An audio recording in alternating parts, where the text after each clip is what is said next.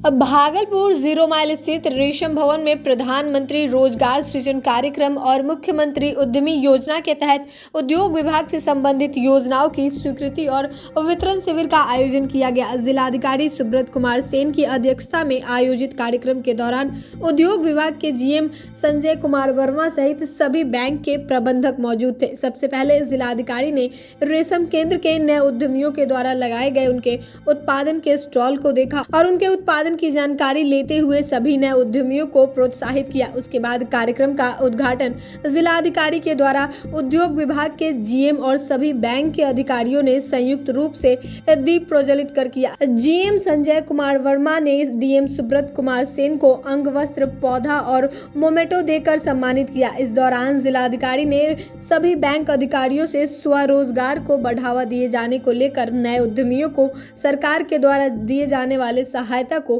समय से मुहैया कराए जाए और बैंक के द्वारा हर संभव मदद उद्यमियों को कराए जाने का दिशा निर्देश भी दिया। इस दौरान जिलाधिकारी क्या कुछ कह रहे हैं, पहले आप सुने। कि आपका वो सिविल स्कोर है उसमें वो चीजें आ जाएंगी कि आप जो है डिफॉल्टर हैं और आपको पूरे भारत में कहीं भी किसी भी बैंक से किसी तरह की सहायता नहीं मिलेगी। तो हम लोगों को ये समझना है कि ये जो आप बैंक के साथ आप अपना व्यापार कर रहे हैं कि आज आपने 10,000 लिया है, अगर ठीक से आप अपने अकाउंट को चलाएंगे तो हो सकता है कि कल आपको आने वाले 2, 4, 6 महीने, साल भर में वो 10,000 के बदले बैंक आपको आपका अकाउंट रिन्यू करके 1 लाख देने को तैयार हो जाए। आप 1 लाख को ठीक से चलाएंगे तो आपको 5 लाख देने को तैयार हो जाए और इसी से जो है आप अपना काम भी बढ़ाते रहेंगे, आपकी पूंजी बढ़ेगी तो आपका जो है रीच बढ़ता है और आप अपने काम को और आगे बढ़ाते हैं। जैसे मैं देख रहा हूँ कि पीएमईजीपी में जो मुझे बताया गया है 233 भौतिक लक्ष्य के विरुद्ध 193 आवेदनों का ऋण स्वीकृत हो गया है और अभी और लगभग 2-3 महीना बचा हुआ है। जितने बैंक के सीनियर ऑफिसर्स हैं मुझे मेरा अनुरोध रहेगा इसको ब्रांच वाइज रिव्यू करके इसको सबको स्वीकृत करा दें। डिस्बर्समेंट थोड़ा सा कम है, 42 आवेदकों का ही ऋण वितरित हुआ है, लेकिन मुझे पूरा विश्वास है कि सब लोग इसको जो प्रोसेस है कंप्लीट करा करके जो है 1,52,00,000 रुपए की मार्जिन मनी भी है तो ये 42 आवेदकों का ऋण वितरित हुआ है। तो सबको तेजी से उद्योग विभाग के पदाधिकारी बैंकों से समन्वय स्थापित करके करा देंगे और ये जो है वो अपना काम शुरू कर सकेंगे जो पीएमईजीपी के बेनिफिशियरी हैं, लाभुक हैं, एप्लीकेंट हैं जिनको ये लाभ मिला है। लेकिन आपको यहीं पे नहीं रुकना है। आप जब इस टर्म लोन को आप एक इसमें सब्सिडी की राशि है और कुछ आपको बैंक ने लोन दिया है, अगर आप अच्छे से इस खाते को चलाते हैं तो आप देखिएगा कि बैंक आपके पास पहुंचेगा कि आपको जो है 3 लाख मिला था, आप 3 साल से बहुत बढ़िया खाता चला रहे हैं, आप हमसे 10 लाख का सीसी ले लीजिए, 5 लाख का और आप लोन ले लीजिए। तो ये आपका उद्देश्य होना चाहिए कि आप अपने काम में पारदर्शिता रखें। आप जो भी पैसा उधार ले रहे हैं आप उसको बिल्कुल अपनी कैपेसिटी के हिसाब से उसको रिपे करिए। कहीं कोई समस्या है तो आप बैंकर्स के पास जाएंगे तो निश्चित रूप से जो है आपकी समस्या का समाधान करते हुए आपको रास्ता दिखाएंगे। किसी भी तरीके से बैंक या जो जिला उद्योग केंद्र है, उद्योग विभाग है, फैसिलिटेट कर रहा है तो ऐसे लाभार्थी भी उपस्थित होंगे। तो सबसे पहले तो मैं आप सभी का एक तरीके से मैं स्वागत करता हूँ कि इस तरह का कार्यक्रम ये उद्योग विभाग का कार्यक्रम है। उद्योग विभाग पूरे राज्य के सभी जिलों में जो है इस तरह का कार्यक्रम आयोजित कर रहा है और मुझे आमंत्रित किया गया तो मैं धन्यवाद भी देता हूँ और आप सभी का स्वागत भी करता हूँ कि आप लोगों ने इस कार्यक्रम में अपनी सहभागिता निभाई।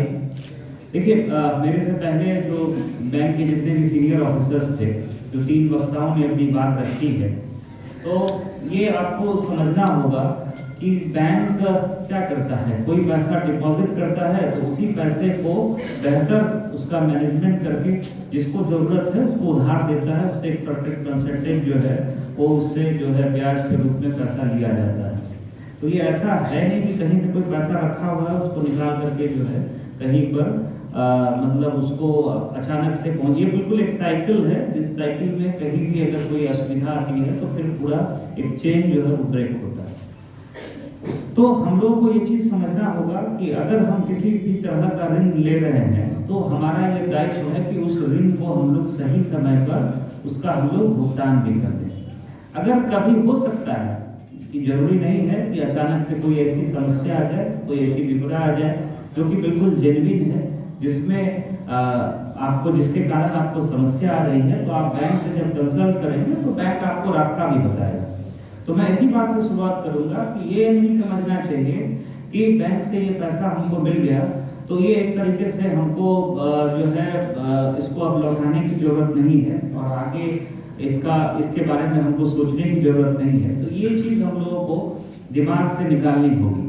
जैसे मैं प्रधानमंत्री बुनकर मुद्रा योजना के बारे में अभी चर्चा कर रहा था, तो इसमें ये बात आती है कि जितने लोग एप्लीकेशन देने आवेदन देने आते हैं तो उसमें क्या होता है कि कभी न कभी उन्होंने बहुत छोटी राशि 10,000 20,000 रुपये लोन लिया था और किसी के बहकावे में आके या बात ठीक से समझ में नहीं आई या किसी अन्य कारण से भी उस पैसे को उन्होंने नहीं लौटाया। अब बैंक के रिकॉर्ड में तो वो चढ़ा हुआ है। आज आपका एक पैन नंबर डालने के साथ आपने जिलाधिकारी सुब्रत कुमार सेन को सुना, जिनका कहना है कि वो नए उद्यमियों को सरकार के द्वारा सहायता दिए जाने की स्वीकृति पत्र भी प्रदान किया, जबकि बिहार सरकार के द्वारा दिए गए 10 लाख रुपए सहायता राशि से काम प्रारंभ कर अच्छा काम कर रहे हो उद्यमियों को मेमोटेप देकर सम्मानित भी किया। साथ ही जिलाधिकारी ने वैसे नए उद्यमियों जिन्होंने सरकार के द्वारा दिए गए अनुदान की राशि लेने के बाद अब तक अपना उद्योग नहीं लगाया, उससे जल्द से जल्द लगाने की बात करते हुए ऐसा नहीं करने पे कानूनी कार्रवाई करने की भी बात कही है। कार्यक्रम के समापन के समय जिलाधिकारी ने रेशम भवन परिसर में वृक्षारोपण भी किया। कार्यक्रम के दौरान बड़ी संख्या में उद्यमी, उद्योग विभाग के कर्मचारी, अधिकारी और बैंक अधिकारी भी मौजूद थे। तो फिलहाल के लिए खबर में इतना ही। चैनल को सब्सक्राइब करें, फेसबुक पेज को लाइक करें। वीडियो देखने के लिए आपका धन्यवाद।